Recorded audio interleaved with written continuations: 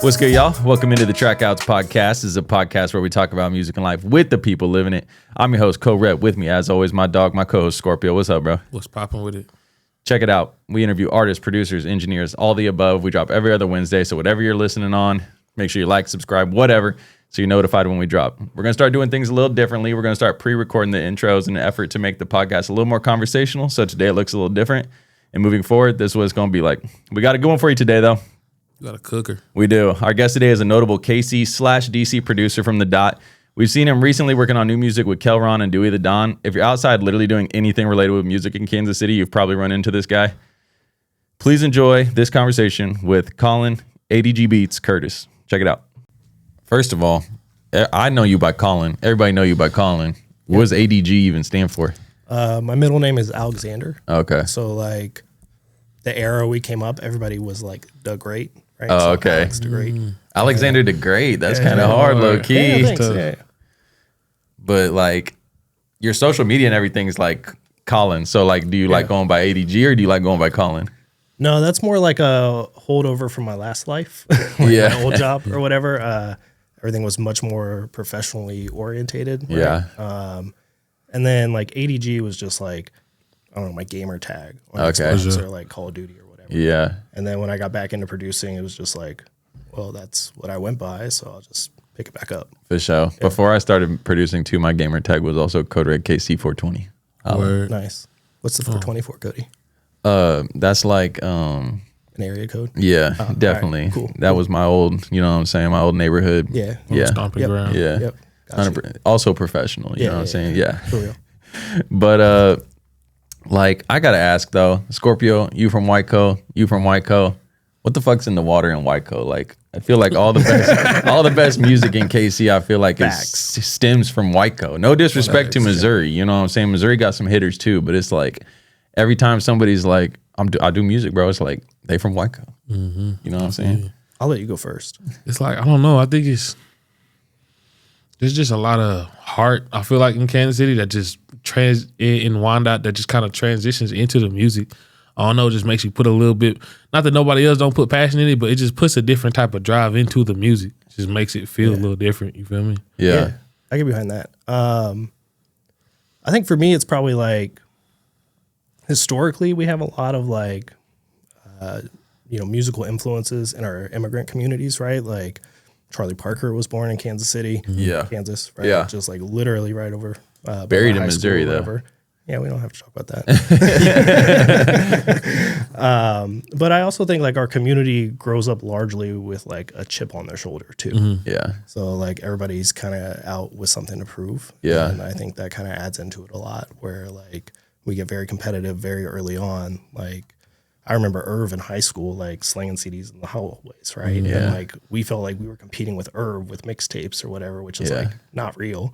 But, you know, like you get that mentality and everybody's like a little bit bitter sometimes. And I think that kind of like to our detriment for sure. Facts. But it does push a lot of talent out from here as well. Yeah, I got you. I feel like another part of it is like, even like before I was doing music, one thing that we would always look forward to in one is like the Battle of the Bands, the high school Battle of the Bands.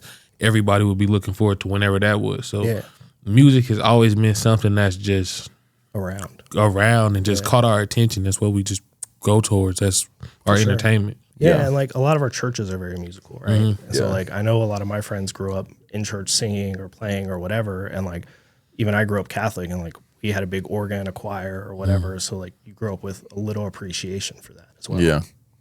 But like how would you guys describe like the culture in general of Wyandotte versus Missouri? I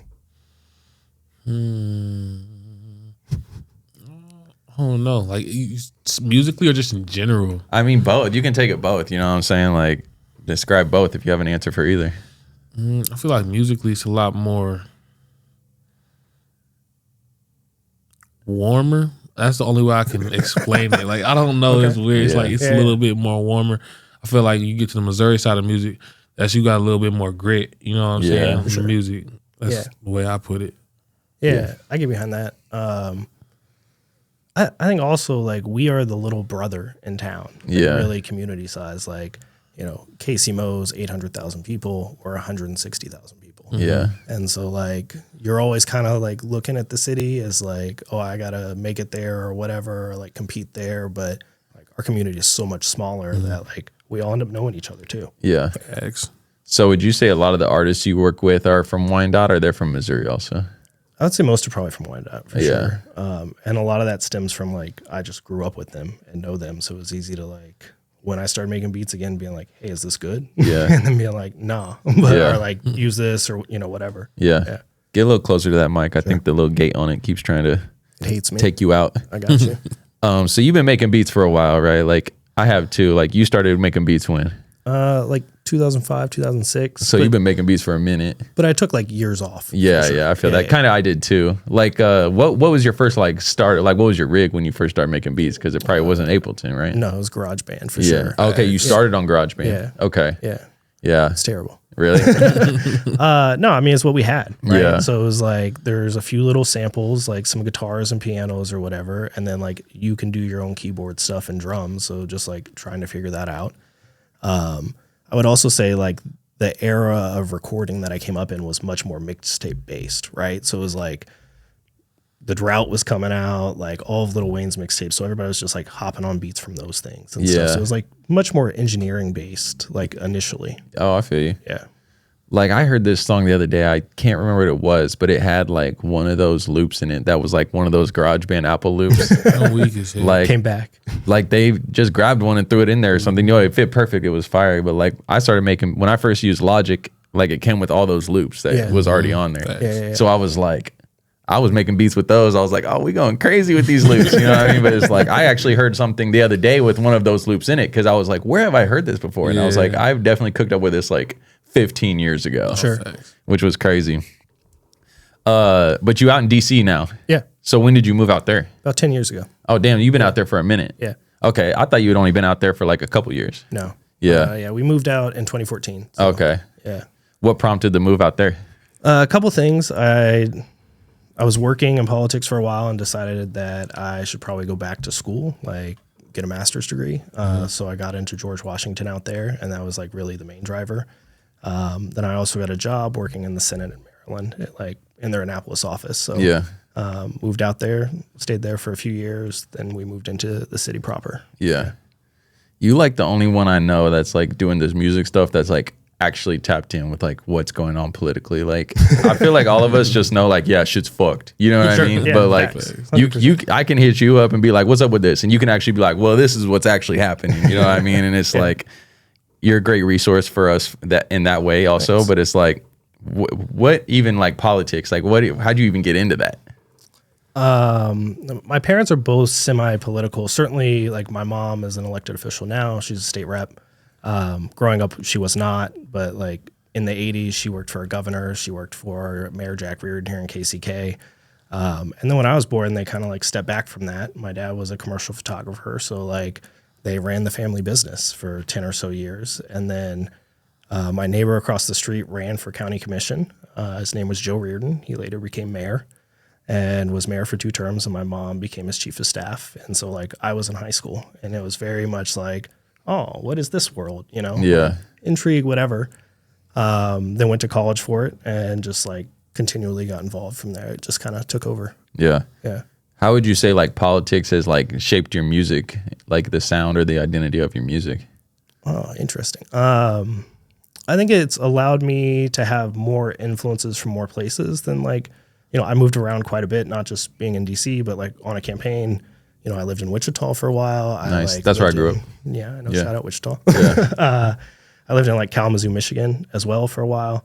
And then like also just traveled a bunch, right? So like meeting people, talking to people from all these regions, like inevitably you talk about music or like go to a bar that has music. Yeah. And so you just kind of like pick up those artists as well. Yeah. Yeah. Like, do you guys feel like there's like a gap now in politics and music? Like, I feel like we used to have like a lot more artists like that were like political on the front. Like that was what their music was about. The message was easy to understand. It was political. Do you guys feel like we lack that more now, especially like mainstream? I think so. I think it's like, I don't know. It could be. I feel, yes, yes, yes. But I feel like there's like 2 reasons why. I feel like one, I feel like it's not interesting no more. Like, don't nobody care to hear it. Like, they want to hear some party music. And two, they might not want to hear people don't want to hear. They don't want it to be talked about because then somebody gonna do something about it. Yeah, for sure. I would say yes as well, but I'm also sure that like we just don't know about what's Right, out there, right. Mm-hmm. Like audiences are so segmented now that like we're just all in our silos. Yeah. Interesting what you just said though. It's like, yeah, but like you talk about politics in your music, you might alienate a certain group of listeners that was tapped in with you. You know what I mean? Or like, for sure. What you said, like it's not what people want to hear. You know what I mean? I feel like we're like so like inundated with 24/7 news too. It's like we can get on my phone and see the fucked up shit that's happening in Washington today. So it's like I want to go make some feel good music or something. You know what I'm saying? It's like we disassociate for sure. Yeah, but we don't see those groups like on the mainstream, like Public Enemy or like Dead Prez or something. You know what I mean? Ones that was straight up like, yo, shit's fucked. You know what I mean? Like we don't have that today. We got to make room for them. Bring them back. Yeah, you're right. We do got to make room for them. Yeah. I feel like it's coming back. There's just one artist. I don't know if y'all have heard of her. Her name is Kirby. Yeah. She's kind of like has a real political voice, like the way she just talks about stuff. Cool. Yeah, she's really cool. But I feel like a lot of music now, even if it has like some sort of like political like undertone to it, like on the surface, it's still something. You know what I mean? Like somebody might drop a song called Let's Party, but then an undertone of it is like some party, you know, Republican Party or some shit like that. You know what I mean? Like, Yeah. I just feel like, I don't know, like you said, like we got to make space for it or we got to make it cool again. Is it like not cool? We got to make it cool again somehow? Because I enjoy like political rap. I like when shit is like in your face. Yeah, aggressive or whatever. Yeah. I don't know. I think like politics is extremely exhausting right now. Yeah. Just like it, not only is it nonstop, but like it's just crazier at every moment. So I think it's hard for people to really want to like engage with it. Yeah, I feel you. So like you said, you're like out on the campaign trail. You've lived in all these places. You're talking to people. I feel like that's how I met you. Like just like seeing you out and around and like all this stuff. Like you're like the master networker, damn near. It's like 100%. Oh God, it's like I haven't seen a lot of people like network like you do. Like just like you be at everything. Yeah. So like explain like. Talk to us a little bit about your mindset. You like I gotta show up for shit, or just like this is what you just like to do. It's both for sure. Yeah. I think it's also just like, I know if you want to be involved in stuff, like you need to show up for other people as well. Yeah. And like, I think, you know, I've heard you have the conversation with other artists here about like, where's the Kansas City hip hop scene, you know, whatever. And it's like, we all got to show up for each other. Yeah. So like, I try to do that as much as possible, or as like, as much as my schedule allows type of thing. And, you know, it's not like you got to go to every event, but like if your friend's having a show, like, go. Yeah. You know, just like, what else are you doing on Saturday? There's like 6 options in town for real. Yeah. You know? Yeah. So it's partly that, but just even like coming from campaigns, like when I would go to a new place, it would be like, hey, I need to meet people so that like I can get stuff done. Right. Yeah. Like so that I can get people involved, or like I need to know who's relevant, or just like I need to like know this place. So I need to have somebody that I can ask about things. Right. Like, oh, hey, what's this like super relevant local festival we need to be at, or like that type of thing, right? Like I need local knowledge. So it's always important for me to just like, when I'm in town somewhere and like I see people doing cool stuff, to hit them up. Yeah. And just be like, if I can help, let me know. If you have shows, let me know, like I'll come out. Yeah. And then like the ones that do, I try to show up for. Yeah. Yeah. So do you be popping out in DC as much as you be popping out here? Yeah, I would say I'm more localized, like to my neighborhood or like to my part of town for sure. And that's just because like it can take like 45 minutes to get across DC. So like it's a pain in the ass sometimes. Yeah, go ahead. What's the music scene like in DC, like compared to here?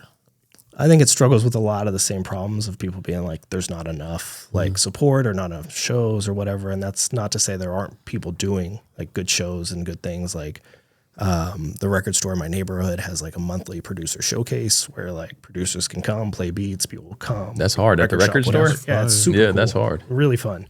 So like I go to that every month. But that's also like a great way to meet artists, right? Yeah. Like they pop up to that. Oh, I make beats. Cool. Like let's get together sometime. Or like, let me send you a pack. Right. So Yeah, I think like it has more people, obviously. Like we have greater density. We have like, I would say a larger hip hop scene overall. Like Here than DC? no, in DC. In DC then yeah, here. DC is like a, largely historically black city. Yeah. So like not only in DC itself, but like then you have the Prince George's County suburbs as well, where music is very big, and like Montgomery County increasingly so as well. And then there's a lot of stuff in Virginia that I'm just like not tapped into. Yeah. But yeah. What's the sound like there? Like, what would you compare that to? It's more housey, I would say. Okay. Yeah, like Go-Go's big in DC, Yeah. but there's like Baltimore club music or like Philly house music. They all like Philly's like 90 minutes away, or like Baltimore's like an hour away. Yeah. So it's pretty easy for like those sounds to blend, or like the artists to work together. Yeah. I feel like that's a big advantage that like a bunch of those cities have over us, is that like the next big city is like a car ride away. You know what I mean? Like we can, Sure. like you could drive to another major city in an hour. You know what I mean? Like we can't do that here. Or We're like so the train, isolated. right? Like I can take a train to New York in 3 hours, Yeah. or like Boston in 6 hours, Yeah. or whatever. And like, here it takes you 24 hours to get to Chicago. It's like stay in St. Louis. It's Yeah. crazy. Yeah. I feel that. But the sound though, like out there, or you feel like you fit in like out there, or you're bringing like a KC sound out there? I don't know. I don't know that I'm exclusively KC sound. Like Yeah. I do make some of those beats for Yeah. my friends or whatever. I just try to like go with the flow every day. So I would say it's more about like when I collaborate with artists out there, I would say it's more DC, or like even some trap stuff is pretty popular out there as well. Yeah. Yeah.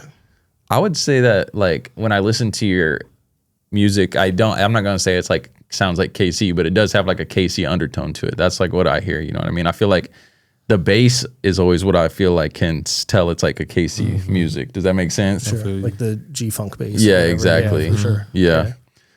What kind of music did you grow up listening to? For my parents, it was kind of all over the place. Like my dad's older, so it was a lot of like Beatles or Doors, or even like Sublime, Alice in Chains, stuff like that. Yeah. My mom was probably a lot of that as well, and then like some more alternative stuff. And then like my neighborhood and friends group was like, Eminem was popular young, and then like the local rap scene, and then like in high school, certainly Mac Dre, Fat Tone. So through your homies in school really is where you got into hip hop? Yeah, I would say certainly. Yeah. And even like, like 8th, 9th grade were like the LimeWire years for everybody. So Yeah. it was like we got all the Chameleon Air mixtapes, and like got really into Texas music. Lil Wayne. Yeah, for sure. That's cool. Scorp missed that. Yeah. Do you know who Chameleon Air is? I thought it was Chameleonaire. All my whole life I thought it was Chameleonaire. Man. I be saying that here. Right there. That stops today, my boy. It's Oh, Chameleon Air. Chameleonaire. We're gonna send you the mixtape Messiah. Oh God. Man on Fire. Yeah. My homies loved Chameleon Air. I never got into him like that, but at the time they were like, this is the best rapper of all time. Yeah. And they were dead ass, bro. I was like, damn. I never really got into it though. I kind of missed the wave a little bit. Like I was next to it. I was listening to more like anything like 50 Cent, Dr. Dre, like mainstream shit. And Chameleon Air was like low-key kind of underground until like Riding Dirty came out. Yeah. That's the only song I know from. That's because that's the only one that he had that really broke mainstream. huge. Word. Yeah. Yeah. But he was huge underground, like the mixtapes. Because Especially here in town. Yeah. Yeah. Before the blog era, which you probably kind of grew up in the blog era, it was like the mixtape era. You know what I'm saying? So it's like, For real, like musically, I feel like I didn't get really tapped into music until like realistically like 2015. yeah. Cause like my mom, like only music I would listen to was what my mom would put on, like, and it would really just be the radio. Like she listened to like 93.3. Like I didn't really understand hip hop until like down the road. The only thing I would hear would like be like a couple 50 Cent songs, a couple Eminem songs, like the most popular ones. I probably would know those. Yeah. But other than that, like I would hear like something like Nothing But a Gene Thing. Like I would hear it, Yeah. but I didn't know like what that was until like literally like when I watched Straight Outta Compton, I was like, okay, deep dive. What is this world? And I just started getting into it. And I feel like I really kind of got into music when it was like that 2016 kind of feel, like Lil Yachty, all that was like low key, like that was really my start. But because I liked producing, I went back and found like the older music that pioneered it For real, for real. I say that super surprises me that like you say 2016 just because like the vibes you give are much older than that. For sure. Yeah. Yeah, especially that new Passport joint, bro. That's that like that over like tone of it is like so throwback. Yeah, definitely. Yeah. What was your influences on that? On that, for real, Lil Yachty. It's crazy though. It's crazy though. It's crazy because you know that All goes back to Lil Yachty. that Where Do We Go From Here? Yeah. I think that's what it's called. Or no, Let's Start Here. That Okay. project. I was kind of inspired by that. Like it was more so like a soft kind of rock type album. Yeah. And I was listening to that, and then I was listening to Michael Jackson a lot around that time, and I just kept having like melodies in my head, and that's where it came from. For real. That's cool. Yeah. Who was the first artist that y'all like remember like actually like being like that's an artist and I like idolize them? For me, it was Eminem. That was the first one that I was like, this is a person that I am obsessed with and like they're so awesome and I just want to be just like them. Who was that first artist for you guys? Michael Jackson. Ain't gonna lie. Yeah. Low-key. I think so. Yeah. Because my mom, I found out about Michael Jackson when he died, low-key. That's crazy.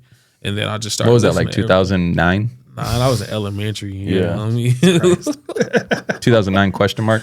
Literally. And then my mama just started buying me like heck of Michael Jackson CD because I heard his music. I'm like, no, I need that. She give me literally had practically every CD. And then I had like magazines just reading up on them and stuff like that. So I'll probably say Michael Jackson, low key. Yeah.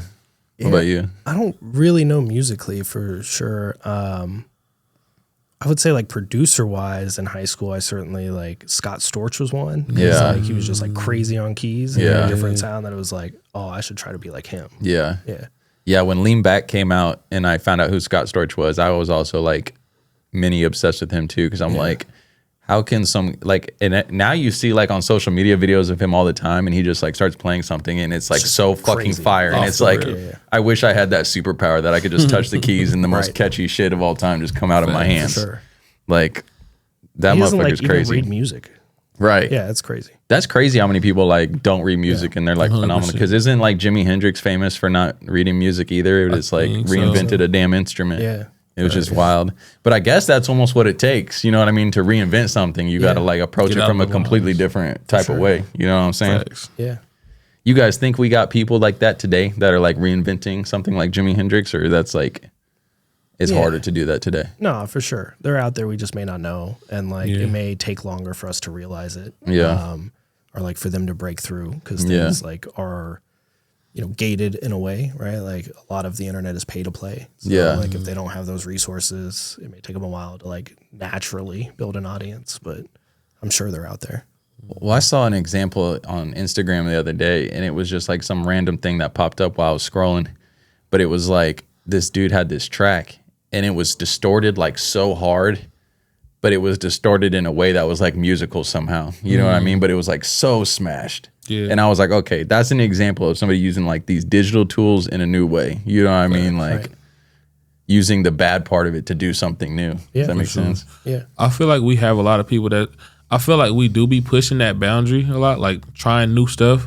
But I feel like because of technology today, it doesn't get the notoriety it deserves because it's so easy for somebody to copy it now. for sure. Like previously, when Jimi Hendrix do something, a lot of people not gonna be able to do it just because they don't got access to whatever he used to do it. But you got somebody like Forbats.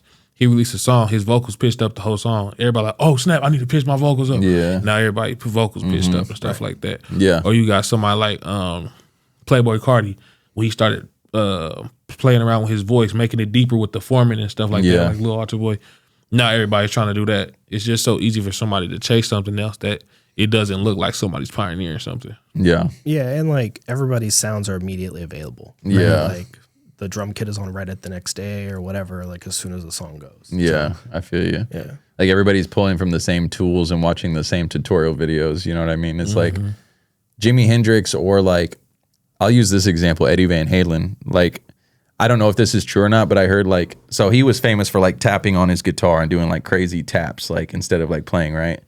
And so, but I heard like when he started doing that, he would perform with his back to the crowd so that nobody could steal his technique. They would just be like, how the fuck is he up there doing that? You know what I mean? I don't know if that's true, but like now, like every every guitar player. It's almost like skateboarding. These kids now are so fucking good at skateboarding. You know what I mean? Doing shit that adults could never think of 20 years ago. Yeah.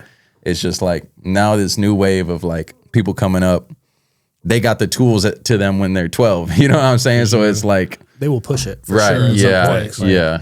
Yeah, because like growing up skateboarding, it was like, oh, I saw that on Tony Hawk. Let me try. Yeah. Like, there's no YouTube tutorial. Of Right. It. It's just like, And now you got figure it out. And you know, I remember watching on TV Tony Hawk pull that first 900 when I was a kid, and it was like he broke the fucking physical boundaries of space. Yeah. And now 8-year-olds are doing that shit. Yeah. It's crazy. But I don't know. I think like, is it slowing down? Because I feel like we had like so many people back in the day. Maybe it was just because music was like new as a form of media, newer, you know what I mean, than it is now. Yeah. I read today 80,000 songs get uploaded a day. A day. A day. That's it. I feel like it's more. Damn near, 8,000 right? a day, it's Yeah. gotta be more. Right? That's still insane though. Yeah. Yeah, I mean, it's more accessible than ever. Yeah. So I think that's a lot of it. And that's also like a lot of people's complaint too, Yeah. of like, you know, the scene sucks. It's like, no, it's just like people who could never make music before are Yeah. like now doing it at home. Yeah. I read that 80,000 songs get uploaded a day, and also the average top 100 Hot 100 song is a minute shorter than it was 20 years ago. A whole minute, which is crazy. Yeah. Do you guys even like do 3-minute songs very often now? If I do, I'm like, wow, this is a long song. Like, swear, I know it's like a fucked up mindset, but that's how I feel. Yeah. Like, I feel like with so many artists now, the goal is to get it to 2 minutes. Or under 2. I don't even think under 2. Like, my whole thing is let's get it to 2. Yeah. And it's like, I feel like artists struggle to get it to 2 now, which is crazy. I get a lot of like 150s. Yeah. Like 145. Yeah. Like most times, like they'll go in there and they'll punch in, and they'll be like, "All right, how long is it?" I'm like, "This shit like 40 seconds." Bro. Like, okay, this shit like Let's do the 40 hook seconds. twice. Yes. All right. Yep. When the hook come back in, bro, you did 6 bars. You know what I'm saying? It's like, I don't know, because like they used to run 3 verses. You know what I'm saying? Yeah. But I still make beats for 3 verses, and like they're never used for 3. right. It's just 2. Same. And it's like, I feel like that has to do with what we're saying, like the accessibility. Like, I'm just gonna press next. You know what I mean? Like, we used to have to go buy the CD. So you're damn right. I paid $15 for this. You're damn right. We're gonna listen to the whole song. Yeah. But Or now it's I just only like have 10 CDs in my car. So Right, like, right. We're gonna keep playing this one. Yeah. Yeah. But now it's like 80,000 songs. I can go through all of them right now. Yeah. You know what I'm saying? Which is crazy. For sure. You sell beats online though? Yeah. How does that go? Because I don't do that at all. Yeah. Yeah. It's hit and miss. I've never even tried, to be honest. It's like it goes in spurts for sure. Like the holidays are always good, so like you can tell when people are getting money, right? Oh, Which is kind of shit, I funny. feel you, yeah. Or even like student loan like spikes kind of go up. Yeah. Which is pretty funny. But yeah, it's not something that like I depend on. It's just like I had a lot of beats sitting in folders. Yeah. And like a lot of friends not, like grabbing certain ones. So I was just like, let me start uploading those Yeah. and see where they go. And then I started selling ones that like I didn't even like, and it was just like, well, let me just fucking upload everything. I mean, that probably be like, damn, I sold one that I didn't even like. That's like a play. You know what I mean? Yeah. Like that's a smooth play. You know what I'm saying? Because that shit would have never even seen the light of day if it was on my hard drive. You know what I'm saying? I'll forget all about it. I'll forget that I ever even made that. That's why I do it now. Like I probably say about like a year ago, I took time and just put all my beats in a Dropbox. Yeah. I just send it out. They be like, bro, you got beats? I just send them a Dropbox link. Yeah. I be like, some of these are purchased, some of these are not. Just let me know which ones you like. If Yeah. you like it, you like it. I feel you. Yeah, I mean that's what I do for like artists I know. I got everything I made this year in a Dropbox, and like I'll send that around and be like, if you want anything, let me know. Like if you want exclusive, we'll talk about it. But So like, you got any tips? Like, let's say like I was like, man, I want to start experimenting that. What was some tips you could give me on selling beats online? I mean, just like create an account and upload your best ones, and Yeah. then like, you can run ads on the site, but also just like share your stuff or like point people there, right? Yeah. Yeah. So then do you do the whole like YouTube thing as well for it? No, I'm Yeah. a little lazy on that side. Yeah. I know I probably should, and it would probably generate a lot more sales doing that. I don't really like want to deal with the video side of it. Yeah. Or like, I don't want to just use like a lame AI thing either. Yeah, it's just I talk I'm like not gonna like do the it. actual graphic and shit you're talking about. Yeah. So Hey Hey everyone, Code Red here. If you like the way this podcast looks and sounds, it's filmed on location at Code Red Productions. We handle all your audio needs for music, commercials, and podcasts. You can find us on Instagram or Facebook at Code Red Productions KC, or visit our website, coderedproductionskc.com. We'll see you here. Back to the show. I don't know. Something about like YouTube beats for me is like, I feel like 9 times out of 10 motherfuckers are not buying them off YouTube. And also like, Yeah. I don't know. To me, it's like, okay, if you're gonna sell a beat you didn't even like really fuck with to begin with, that's a play and that's awesome. But it's but it's like, I would hate for some shit to be uploaded and I didn't have any say in it at all. You know what I mean? And I'm just like, they're like produced by Code Red. I'd just be like, Stolen from Code Red. Yeah. not even stolen. It's just like if I sold the beat online. Well, you can like control your terms too, a bit. Like, Right. Don't use my tag, or like not even include a tag, right? So does that ever like do they ever have like the song So Ass you like don't put my tag on that? No. Yeah, It's you respectful. Yeah. I mean, I've done that before. I've been like, nah, just Leave me out of it. untag me, bro. Do not tag me. You know what I'm saying? You didn't record that here. Or like, not my mix. or that's what it'd be. It'd be like with the mixing, because for like sure. they'll send me the tracks and they be so shitty, and then they'll drop it and be like mixed by Code Red. I'll be like, hey fam, like No. I did, but come on fam, like you know what I'm saying? This was a rough mix. That was a check. That was just a check. You know what I'm saying? Like, Yeah. I mean, it just depends. Like, where's the boundary between like protecting your name and making that bread? You know what I'm I feel saying? you. Yeah. I don't know. I think like if you're gonna sell stuff online in that manner, you kind of gotta let go. And Yeah, some, like, I feel you. You come yeah, with the and territory. if like you're ever super embarrassed and somebody asks you, you can be like, yeah, you know, like, Yeah. I sold that or Yeah. whatever. But It's probably just my ego. You know what I'm saying? Like, at the end of the day. I be running into that now. I'm just kind of like, as an engineer and producer, I'm just kind of just putting myself in like, sometimes I just got to facilitate, you know? yeah, I help people create what they want to create. For sure. yeah, it's not always about like my stamp on it necessarily. Yeah. It's like, oh, we're collaborating and like this is for your fan base, and like it may not necessarily be for me, but like happy to be a part of it. Yeah. Yeah. For sure. I get a little bit more different. Like if it's like, if they want to like collab, like then it's different. Like, Sure. Because you we want to gon- like have influence. And yeah, say, like I'm a heavily influenced this sure. mug. Like God, 100%. yeah. Like we not leaving the studio till it sound the way I know it need to sound. Right. And that might be like a little bit of the Kanye in me. Like just like bro, like no, this gonna be this way. Yeah. That's how I get sometimes, yeah. Yeah. Yeah. So would y'all rather lean into that, or would y'all rather lean into like the you know, YouTube fucking surfer that is just selling 1 million beats online? You know what I mean? Or you want to lock in with one artist? Well, Which one you lean towards? I much prefer like working with people in person than Yeah. with the people I know. Yeah. Facts.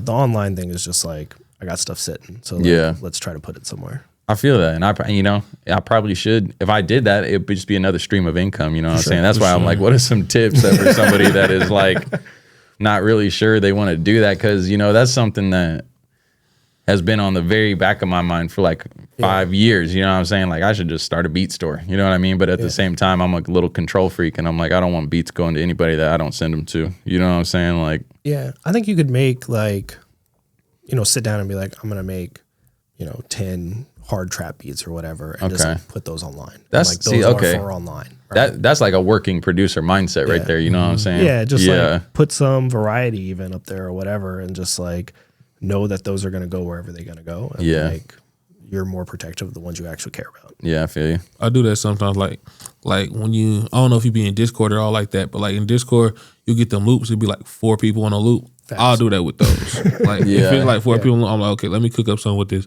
Yeah. Somebody will like it. But if Yeah. I'm working with somebody that I know or something that I know is going to like work its way to a placement or something like that, I try Yeah. to get as minimal. Either I just made it or I just made it with the people directly around me, Right. rather than send it out. Yeah, I would say like the stuff we all make together, I don't upload, right? Like Yeah. that stuff I put in the folder to sit sure. around. Yeah. But like if you wanted to make stuff, you and I could specifically make things, right? Yeah. So like, you could also do that, like find people to collab with that already have an audience. On, Yeah. like a beat store. I feel you. Yeah. So like some of the music you've been working on this year, Yeah. or that dropped this year at least, like the Kelron project. Yeah. Seeing you in the studio with Dewey the Don. Yeah. Like, let's talk about the Kelron project first. So did you produce like that whole thing? All of it that's on streaming. There's like a bonus track on Even that I didn't do, but yeah. Oh, that's tough. Yeah. So like he did like just for the Even purchasers, they got like the bonus track. Yeah. That's tough. And so like, how was that process working with him on that project? And how did you guys work? Were you sending beats? Were you in the studio with him? I sent everything to him. I was in DC when he recorded most of it. But it was cool. Like, you know, he's now one of the people that I send stuff to pretty much every day. Or like as I make things. So it's just like as he wants something, I toss it in the folder. And then like as he gets in the studio, make something, he'll send me a draft or whatever. Yeah. And then, like he was great. Just kind of like pretty consistent work ethic too. And like always hit me back being like, I want this one, already got a hook, whatever. So like I super appreciate people like that. What was the timeline for working on that project? Did you guys bust that out like quickly, or was that like over a year or two? No, it was like 2 or 3 months. Oh, really? Yeah, he was like pretty on it. Yeah. It was cool. That's the best when you can get a whole project done that quickly, honestly. Yeah, like I hate projects that like take like 2 years or something to get through, because it's like it don't even sound the same as when we started, you know. And I hate that. Like I'm like such our styles change so much. Yeah, exactly. Yeah. And it's like I honestly want to have every song done by the time we leave the session. To be honest with you, drop it right now. Yeah, not even drop, but just like I want the idea to be fully completed, because or have like a plan to roll out soon or something. I just hate coming back to something and working on it again, because I feel like at that point now we're making it worse or something. You know what I mean? That's just how I feel personally. Yeah. No, I get that. I don't like usually go back and edit beats. Like, to keep working on them. I like try to finish them in the moment. If I do come back and edit a beat, or like, and this is like before it's got the artist on it and stuff, if I like make some beats and I'm like, cool, I go listen to them around for like a day or two. If I come back to them, it's usually because something in the mix is pissing me off. You know what I'm saying? Like the bass was way too loud or something. But like usually like if I don't like the idea, I just scrap it. You know what I mean? Like, I want the idea to be like done in the moment. And that's mostly for the artists. Because so many of the artists I work with now are like punch artists too. So it's like coming back, totally it's like, coming back, it's like, exactly. The mindset is different. They're like, I can't even get in the zone for this, bruh. Yeah. Like me, I feel like I'm the opposite. Well, with beats, I'm not going back to that shit. If that shit sound ass, that shit sound ass. Yeah. But like with music, like me, I'll start an idea and I'll finish it a year later. Like this next song that I'm finna release after Passport, I started that I wrote it in in December of last year, started it, and then didn't record it till probably like a month and a half ago. Damn. Were you like listening to it throughout that, or just like you shelved it for a long time and recently came back? I shelved it, but periodically I would just listen to the beat, but just because it would always be playing in my head. Yeah. And so like I'm like, okay. So you had the beat though? Yeah, I cooked up the beat and I mumbled like a melody idea, and I had like a concept of what I wanted to act like. The way I put it, if I have the melody, the song is done. I might not have lyrics there, but whatever that melody is words. I just have to translate it into words that humans can understand. Sure. If that makes sense to me. It's weird. It's like it's a different language. So I'll have it started, but then I'll come back whenever it's time for that message to come out. And then I'll finish it. What about Passport though? Because you guys did like multiple sessions for that, didn't you? Yeah, we did do multiple sessions. Passport, I wrote that song on the toilet. I was sitting on That's crazy to admit, bro. You could have said anything else. I was busy. Like I literally have a video. There's a video. I'm just sitting there just recording. And then I'm like, okay, bet. And then I just recorded every layer. Every layer of the beat. I just recorded it on my phone. And then we got in the studio. I was like, LA, this is what I need. We started playing it out, trying to figure it out. Just piece it together. Then I got the beat done. I'll probably say probably the next day or something like that. I went in there. I recorded the chorus because I had the chorus done. And then I just mumbled the verse. Was no structure to the verse. Then I came back the next day, actually wrote the words to it. Then I had Rio come in and Kilo came in and did their parts. Then I had Ernest come in. So yeah, that was probably like 5 sessions or so. Yeah. Collectively. And how long, like how big of a time span was that? Probably like a week, maybe 2. That's pretty cool though. Yeah. Like just like we're focused on that for like a week. It's like working on a project, but it's just like one song. You know what I mean? That's kind of tight. But you be working in Appleton now. Yeah. Yeah. Yeah. What is it about Ableton that you like? Because I know it's like the people that love it, but like not a lot of people use it. I feel really fast in it. Yeah. Honestly, it's like very easy to move between stuff. It's very easy to manipulate things. Like, I don't know, it's just comfortable. FL, I feel like very slow. Yeah, like, I feel you. I'm like, what is this? Clunky. Yeah, for sure. Yeah, for you. I mean, for Scorp, it's probably like fast. You know. What I'm saying? Yeah, you're killing it. Have you always worked in Ableton, or you was working in? Well, you said GarageBand, but then what was else is in there? I did try FL for a while. Yeah. And then like I tried Logic for a while. I really got around to Ableton because like I recorded some podcast in it during like my political years and like some radio ads that we had to like send off.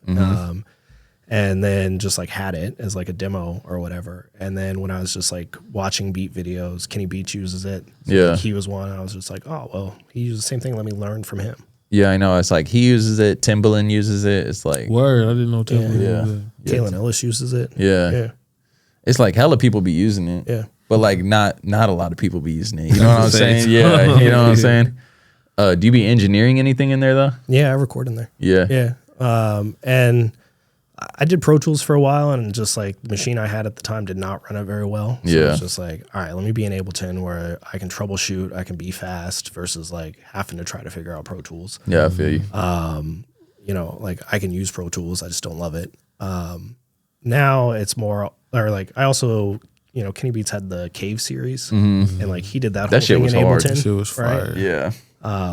And somebody like asked him one time about it, and he was like, if I'm sending it to mix to somebody, they're mixing it in Pro Tools anyways. So like, what does it matter? So that's just kind of my thought. You mean like just bounce out the tracks and just send it to them then? Yeah, just like send them raw vocals and stuff. Yeah, I feel you. But does it sound, would you say it sounds like similar to Pro Tools, or like sounds the same, or like how would you describe the sound? Because I feel like the DAWs do sound different. I don't care what anybody says. For sure. Yeah. Yeah, I think like you can get it pretty close. I think like the bigger differences, are they in a real studio, or in like my home studio, are they in like a completely untreated room? Yeah. Right? Like I'd say that affects it way more. Like, you know, if they do their vocals themselves, like did they have a noise gate? Did they have a de-esser? Like any of those things. Yeah. Yeah.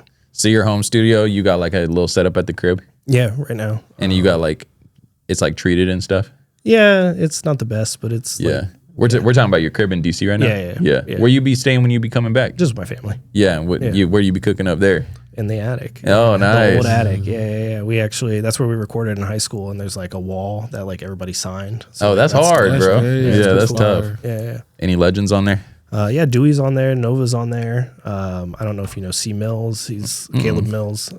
He's on there. Yeah, like a lot of Wyandotte County people from 2005 to 2008. That's hard, bro. Yeah, that's hella smooth. I want to go back to the Kelron project though, because that what was that one track with Sophie Hayes? That shit is so fire, bro. That was probably my favorite song on there. Same. And that was just I had no favorites. Yeah. What was that bar Kelron said? It was something like, "Come from where I come, everybody starts from scratch." That shit, I was like, felt that, bro. Yeah. Because it's so damn true, dude. Yeah, for sure. Here. Yeah. Like not everybody has a lot here, like especially in both Kansas Cities proper. Yeah. You get further out south, it changes a little. But yeah, I think that's like relevant to all of us. And it's certainly like got that Kansas City sound, and like Sovi killed it. So it was just like the message to that for me. Like I felt that like on a music level, like that's how I took it. It was like doing this music shit. Everybody starts from scratch here. There's no nobody like giving you a hand up. Facts. You know what I'm saying? So it's like that's what I felt from that one, bro. For like sure. making away with it. Yeah. How in depth do you get like when you working with artists? it depends. Like if I'm able to get in the studio with them, then like I try to really like, be a part of the track or like make suggestions when like things don't fit or whatever. If I can't, then it's like, oh, okay, I like what you did here. Here's what I might change, or like, let me know if you need me to change this in the beat, that type of stuff. I don't know. I try to be like not a control freak in those moments just because like I'm not there. I would also say like my old life was very much like control freak driven. So like I've intentionally not leaned into that. I feel you. I'm a control freak.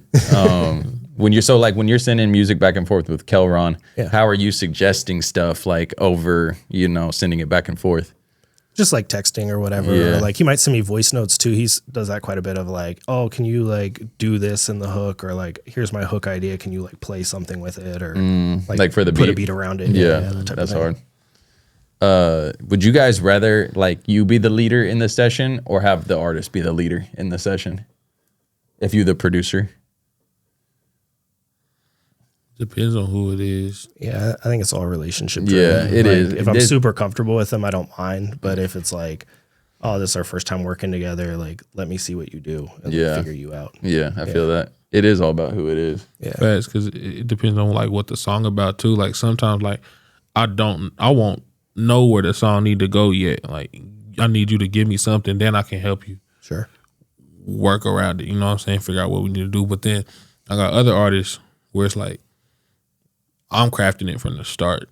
I'm giving you ideas, what it's about, lyrics and stuff like that, and then we build from there. Yeah.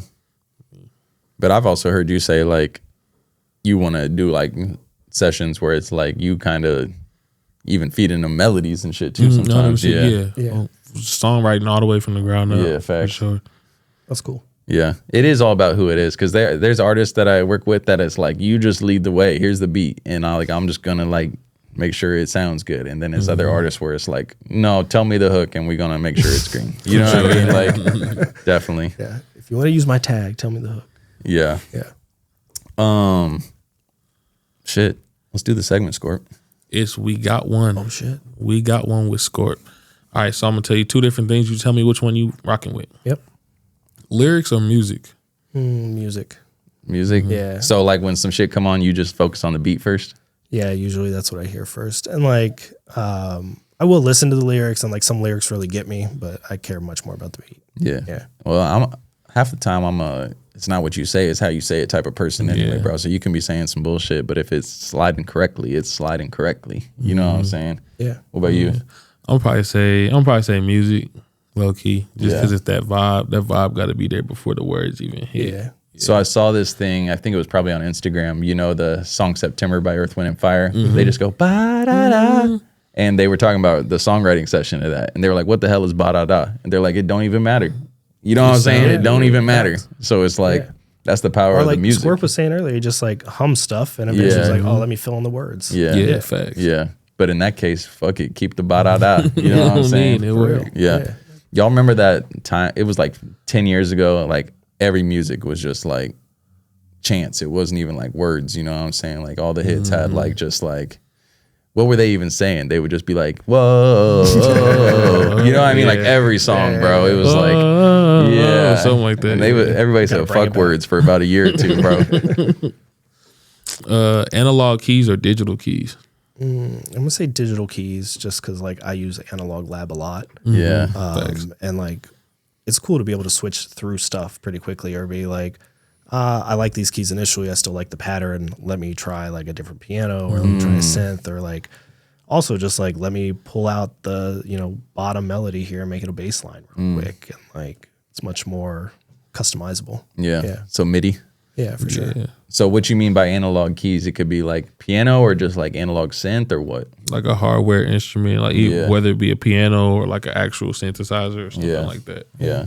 I feel like I value damn near recallability more than anything. So I'm usually picking whatever's in the DAW. You know what I'm saying? So Facts. Yeah. that's my personal 2025. preference. But when you get a good real piano recording, you can tell the difference. You know what I'm saying? You can 100%. tell, you can hear that actual hammer on that string and all that. You know what I'm saying? You can hear the subtle things that are happening, the mechanical. You know what I mean? A lot of plugins try to emulate that, like when it comes to like piano and shit. Yeah. But I feel like Or even guitar, like the plucks. yeah. Guitar is one I feel like that I haven't really heard like an emulation that I'm like super sold on. You know what I mean? Like there's some cool sounding shit. People sure. make great songs Yeah, with yeah. that, but it's like something about a real guitar. It's just like that fake one doesn't do it for me usually. Yeah. Yeah, I would also say just like the accessibility of samples, Yeah. kind of like that you can get those analog sounds easily enough without having to own any of those things now too, right? Yeah. So Yeah. You can like manipulate them a lot more too. for sure. So Like you right there on the spot. you be locked in with that analog labs? Yeah, I like it a lot. I think is LA is always telling me about it. Do you have it? Yeah, I got Analog Labs. I fuck with Analog Labs. Y'all fuck with it? Yeah, it's I need to crazy. tap in because everybody's using it. I need to tap in. I don't have enough like software instruments. I'd be doing so much sampling. You know what I'm saying? Yeah. Analog Lab and Contact. I like Contact too. Contact's cool. Yeah. I got more stuff in Analog Lab, so I like stay sure. there more. Yeah, I got that bare bones like contact package, whatever's in the studio in there. It's like 5 or 6 like banks or Couple something. packs, yeah. RC20 or Portal. RC20. RC20 all RC20, day, sure. bro. Yeah, I got too many presets. You be making your own presets? Like I edit presets. Yeah, that's and tough. then like tweak them and save them. A save lot of them times, like joints. even when I just like grab a preset, I'll like automatically switch stuff. Yeah. Like I don't really like the iron distortion in there, so I pretty much always make them tube or something else like that. Yeah. I like that Tube Air. Yeah, Yeah. That one's dope. that's nice. Yeah. Yeah. The most underrated thing on RC20 to me is the filter. Like that shit sounds so good somehow. And it has like the two, you can choose the two like slopes of it. Yeah. And it's like that thing sounds so fucking good. I'll just throw that on there for the filter sometimes because it doesn't affect it as much as like a filter on an EQ does. sure. You know what I'm saying? A little Even bit just, more like, subtle. The wobble and the wear is real good. Yeah, the wobble be fire. The- in the space too. The wobble, y'all fuck with that stereo button on it. Yeah. Like you can take a mono sound and put it through that and press that stereo on the warble, and all of a sudden it's like, you know what I mean, like super good. stereo. Yeah. It's easy to overdo, but it also sounds great when you use it right. Yeah, it does really good tape sounds and stuff too. Yeah. I use it probably most for that. Yeah, and I like that like follow button that the distortion has too, where it's like it only is gonna put that little tape Cassette-y, noise whatever. in there, like when it hits. It's not like the whole time too. You know what I'm saying? Shit like that. But RC20's goated. Facts. Portal is cool. I'm RC22. Yeah. But like Portal, I don't know. It's weird. It's like it's not linear enough for me. It's like it just does anything just random. Right. It's Yeah, not yeah. able to control it. And admittedly, like I'm kind of stuck on the presets on Portal. I haven't got enough into like the plugin and like the parameters to be like, nah, this is the shit. You know what I mean? I'm kind of just cruising through the presets till I find something I like. But RC20, I'm pulling up every beat damn near, so it's like Yeah. I'm tapped into that thing. For sure. I got Yeah. my template, honestly. So, Yeah. yeah. Cook with an artist or cook by yourself? Probably by myself. Like producer collab sessions are really cool. I like that. But like an artist in the room is always kind of weird. Yeah. Or like it often, like we talk about how we overthink beats. Like they'll be like, all right, I'm ready. I'm like, no, this ain't done. Yeah. yeah. hold on. Facts. Or you'll like add something and they'll be like, nah, take that out. And it's like, Finish. Give me a minute. that's the thing. Like it's such a double-edged sword, like in a good and a bad way, because it's like creatively I can experiment so much more when I'm by myself. For sure. When they're there, like you said, you don't overthink it. We were talking about this with Colin last week. It's like 5 minutes and this shit a cooker. Right. Yeah. But is it going to be like weird and different? Probably not. You know what I'm saying? Like Yeah. it's going to be pretty run of the mill, but it's going to be good Facts. if they're there. But I don't know. I like both, honestly.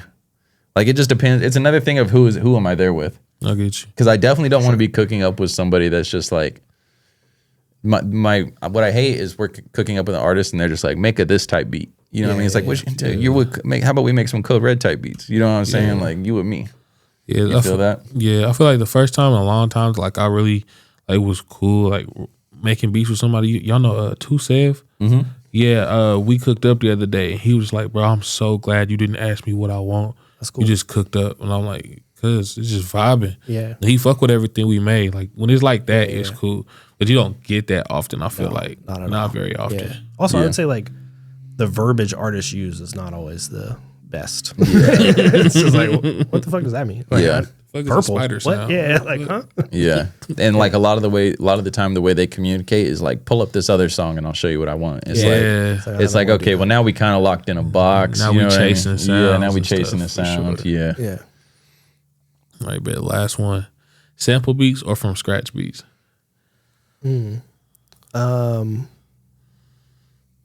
I will say I probably like doing from scratch more. I do sample stuff a lot or like use loops or whatever a lot too. Just like it's fun to pull from those things. I feel more satisfied, honestly, like if I'm like figuring out some keys or figuring out a bass line or like do all the drums myself, right? Like I don't know, just more gratifying to me. There is definitely like some level of gratification, like because sometimes it's like I'll use loops to cook up too. Sometimes, a lot of the time, and it's like if I do that so many times in a row, I start to feel like dirty. Like I'm not actually like doing lazy. like you're right. For sure. Like I'm just like lazy. Like I'm not doing like I'm not producing. You know what I mean? But even though I am, you know what I'm saying? And it's like artists might jump on all these beats I just made. Yeah, but it's often like do. Yeah. It's the prize. Like, Yeah. oh, okay. Well, But it's like it's not like you said, like whenever I play that bass line in or actually do these drums in myself, it's like there's just an extra level of I did that shit. Yeah, you know for what I'm saying? Yeah. yeah, especially when you get a compliment too. Yeah. It's like, what But sample? I will say it's rare that I do a beat that has no samples in it at all. For sure. Because even if I come up with a melody or I come up with a bass or I do the drums, one of those other elements has some kind of sample in it. Or even just like a perk loop Right, or a exactly. vocal or whatever. Yeah. Like, I grab vocals all the time. Yeah. Or like even like a drum break fill. Drum breaks for sure. Yeah, for sure. yeah, exactly. What about you? Sample. I'm probably go sample. Yeah. Me personally. But Passport was all pull original. samples crazy though. Like Yeah, facts. it's like Just when hear we're some in, shit. like cooking up and stuff, it'll be like, get this song, this, whatever. Yeah, And dude. we're just like, I what don't the know fuck how are you he got talking that about? bacon there. And it's like categorized in your fucking head about Yeah. like, you'll be like, oh yeah, pull this part from this song. And it's like, how'd you know that was going to fit perfect, bro? That make this crazy. It's crazy. Yeah. But like Passport was all original, right? Everything except the drums. The drums? Yeah, because it's like you said, there's always it might be one piece that Yeah. always end up being a sample, but everything else was like live played. That's cool. That's Yeah, hard. Yeah. that shit was fire. Yeah. It's awesome. Drums be the one thing that's like obviously everybody don't have a drum kit sitting around. So like at some point, even if you're calling a one shot a sample or not, you're bringing something in and for sure doing it. You might play the MIDI yourself, but it's still like a sampled in some regard, right? Yeah, For sure. Was it what label? What's Eminem's label? Shady Aftermath. Was I them I was hearing like you're not allowed to have samples on that label or something? Like something with like the clearance. Like they were like tired of the clearance issue. So they were like, fuck it, no samples on our fucking beats or something. Surely like that just means like uncleared Right. records or something, right? Like, So like you could still use like loops or something then? I don't know. Like or like Splice is all royalty free, so there is no clearance. yeah. So you use TraKlib though a lot, right? Yeah, and Splice. But Okay, yeah. and Splice. Like I was trying I think we talked about this. Like I tried TraKlib for a little bit, but I just wasn't getting like enough out of it. Splice and Waves, I'll run down my credits every month basically. Yeah. But like TraKlib, I felt like I wasn't getting like, I don't know. For me, it wasn't working enough to justify like paying for it every month. I'm with that. Yeah. They did add packs now, so like that is kind of a way that I use it more. But I Yeah. probably use more credits on their packs than I like ever do the actual samples. Yeah. Yeah. And I know like this hasn't like happened to me personally, but since I was once signed up for TraKlib, I'll still get the email every once in a while. It's like, just to let you guys know, all this has been pulled from our Library. library. Yeah, And yeah, those licenses are no longer done. valid. Yeah, So yeah, it's yeah. like, oh fuck. Yeah, that sucks. Yeah. Yeah. I don't know if that's the same thing as with Splice and Waves, but I don't feel like I ran into that as much. But I don't think so. I mean, my understanding is like the Splice terms Yeah. are pretty solid and like it's just royalty free. Like you just got to credit it if you already asked or whatever. I mean, but shit, I sample a shit ton of fucking regular music, so it's not like I'm sitting here actually worried about clearance shit. You know what I'm saying? I always say like if we get in trouble for a clearance issue, it's a good thing, right? Somebody Like looking at you. yeah. Oh god, like it got back to somebody, and that Not means the song was lawyers. doing None well. of us are lawyers. Best thing that could happen is we get hit with the fucking cease and desist on the song. You know what I'm saying? Yeah. Hopefully it ends there though. Like it depends. Like if it was a mega hit, I don't even care if it's like a Sting thing and he takes the whole record. Fuck it. You know what I mean? Yeah. You know what I mean? Fuck it. Doesn't make a difference to me. We're like, I don't know about that. Yeah. I'm not letting my house go. I mean, shit. Like I feel like I'm just now to a point in my producer career where it's even becoming like an issue. Yeah, you know what facts. I'm Oh, saying? God. Like Yeah, for sure. We probably might be looking at that shit different, like down Yeah. the road. We like, nah, bro, we got to get Yeah. that shit out of there. Let's play it or Yeah, find somebody facts. to come Like- in. So revisit this in 5 to 10 years. that's Yeah, gonna be facts. that's gonna be the next thing. Like let's take this record we sampled, interpolate it, and then sample that. You know what I mean? Like that's how they would do it. Cause you we know? would Brother Man be on for real. Yeah. Like they'd be like, okay, we need something that sounds like this. You play that shit out, cook it. Yeah. Facts. Because then you only got to get the songwriter clearance, right? You only have to get the clearance of who wrote it. You don't got to get the label permission or none of that shit. Whoever owned that recording or whatever. Yep. Yeah, it makes it way easier. Smoother. Yeah. But like I said, I'm just now to the point where that's even becoming a fucking issue. So Yeah. We'll see. We'll see if I have this same. Hopefully not. We'll see if I have this same attitude like in a year or two from now. Yeah. I'll be like, we ain't using shit. We're gonna be like, no samples at Code Red. It's all original. We make everything in-house. In-house samples. You ever make your own samples? I have. I don't make it a point of emphasis though. I'm such a like person that like if I'm making a sample, I'm gonna go ahead and put the beat on this motherfucker. You know what I'm saying? Because I'm here and I'm hearing it. Like people do send me samples that they make and shit like that, which is dope. I can't be a person that just makes samples because I'm gonna want to finish that motherfucker every time. I get that. Yeah. It's certainly with like keys and stuff for sure. It's like, oh well, let me just go ahead and I did like a drum kit one time just so like I have a drum kit. So like I had my own drum sounds stuff. I never like sent it anywhere, but I don't know, it was cool. It's cool to like put together, figure out like the process of it and like if I actually wanted to do that. Yeah. Facts. I've made samples before, but sometimes I'll be struggling to like figure out, is it too much in it or is it not enough in it? Yeah. And figuring out when it's done or if it's something that anybody could even create something with. Yeah. I have a hard time like collabing and sending beats back and forth like that. Of, like when people are like, "Oh, leave room," I'm just like, Shit. "Here's the piano. Yeah, I feel you. You do the drums." I feel you. Yeah.